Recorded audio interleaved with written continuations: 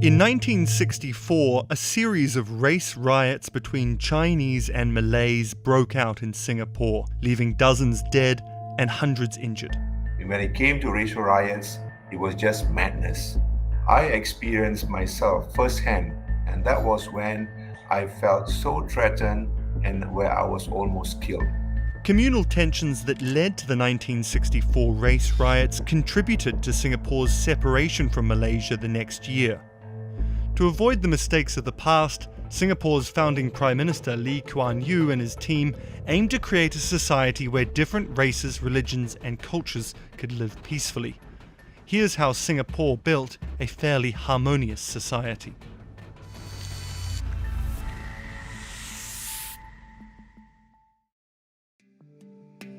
Singapore has a population of 5.7 million people. Among the 3.5 million who are citizens, 76% are Chinese and 15% are Malay. Malays are the native people of the island. During British colonialism, immigrants from China, India and other parts of the world came to Singapore as the island was being developed into a trading port. By the 1870s, Chinese had become the majority population in Singapore. In 1959, Singapore obtained self-governance from the British.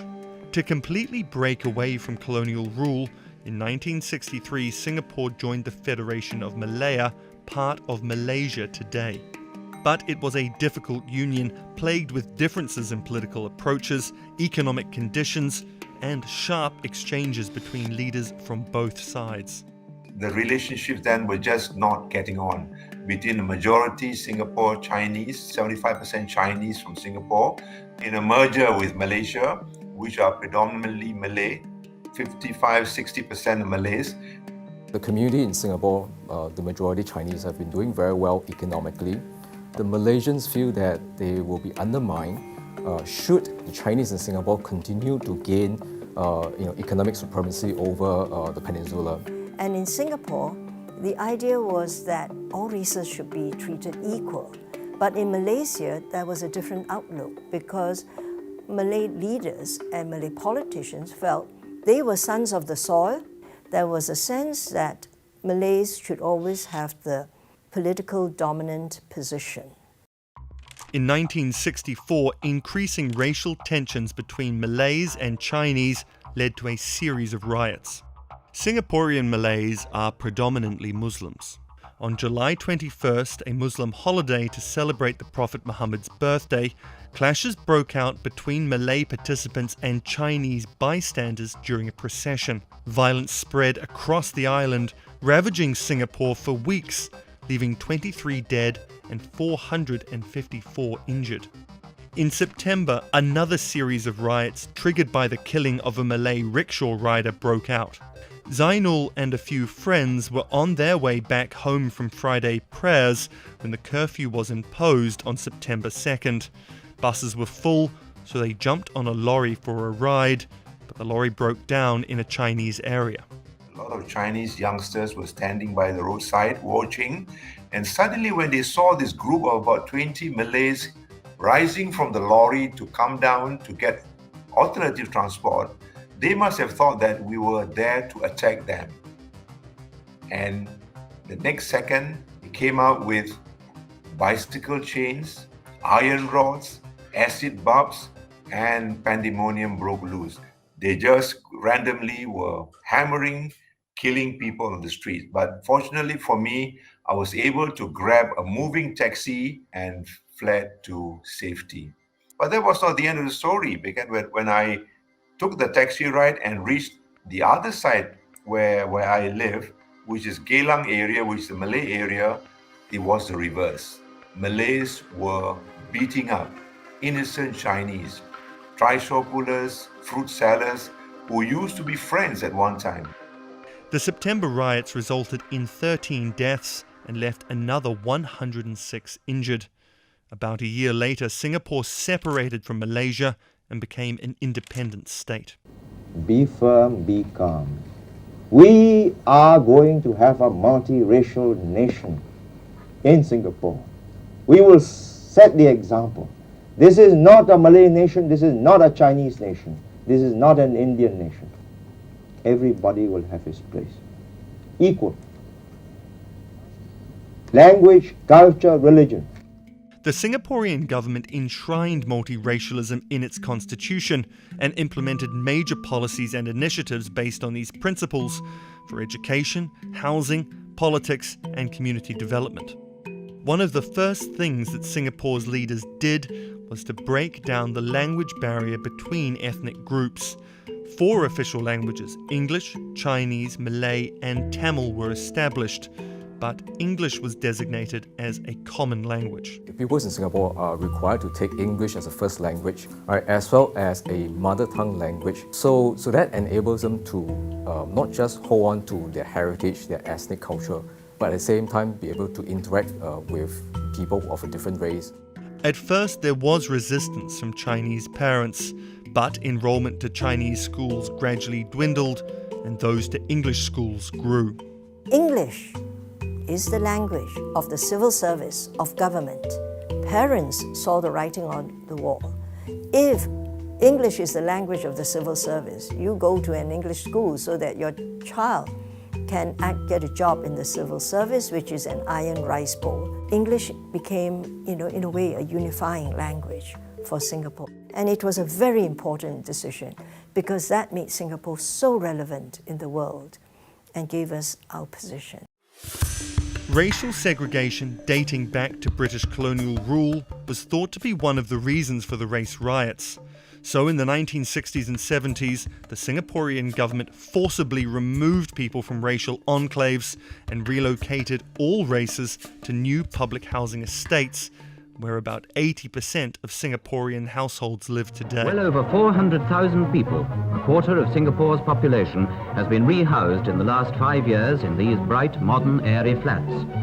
Nowhere in the world, except in Russia. Despite the government's early efforts, by the 1980s, racial enclaves were forming within public housing estates. In 1989, the ethnic integration policy was introduced to ensure a mix of Chinese, Indian, and Malays in each public housing block.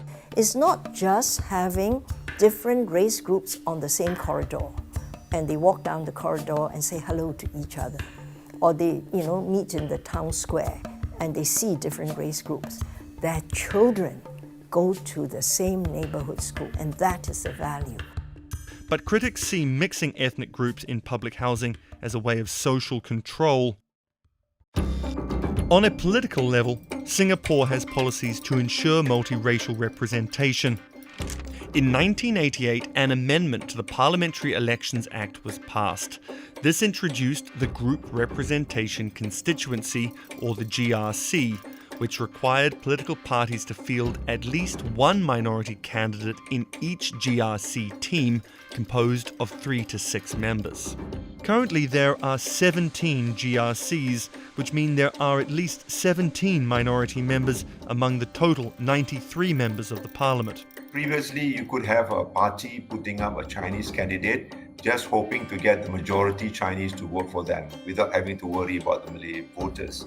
But now, no party, no candidate can behave in that way anymore. But detractors said the group representation constituency was introduced to make it harder for the opposition to win elections. In 2016, the Constitution of Singapore was revised to include reserved elections. This meant that a presidential election would be reserved for a particular racial group if no one from that community had been president for the past 30 years. The 2017 election was the first reserved election, and it was reserved for the Malay community. But compared with the Prime Minister of Singapore, the President plays a largely ceremonial role and doesn't hold much power. The government also initiated ethnicity-based self-help groups to uplift the socio-economic status of the poor.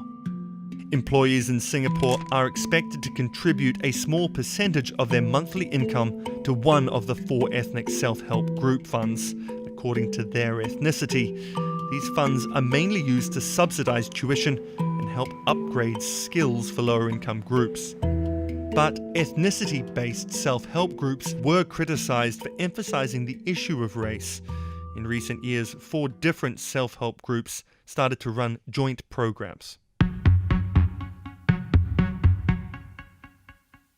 So I wouldn't say that Singapore's racial relation is perfect, but definitely we have come a long way since 1960s. For multiculturalism, multiracialism to succeed, there has to be a visible hand in society. I think we've done quite well. You know, we've not had interracial riot since 1969. Singapore is a stable society, and it is this stability that has helped us develop economically. Singapore has strict anti-racism and anti-rioting laws. The absence of race riots doesn't mean there are no racial tensions and racial disparities. Today, Singapore faces challenges to shrink the income gap between Malays and other ethnic groups. Among the minorities, that they feel that they are marginalized, they couldn't speak out of it because the whole system is structured in such a way that it should be legitimate. The reason why you are where you are is because you haven't done well. Right? Whereas if you dive further and look at some of the structural issues, you realize that the reason why they are not doing well, certain racial groups are not doing well, maybe because there are certain structural issues and challenges that we have not been able to address in the last 50 years. Be that in the education sector, be that in the housing market, be that in the employment sector. All these concerns about income, the lack of mobility will intersect with racial identity, and in the long run this could generate a perpetual cycle of unhappiness, of discontent. Overt racism might have been reduced in Singapore, but covert discrimination still exists.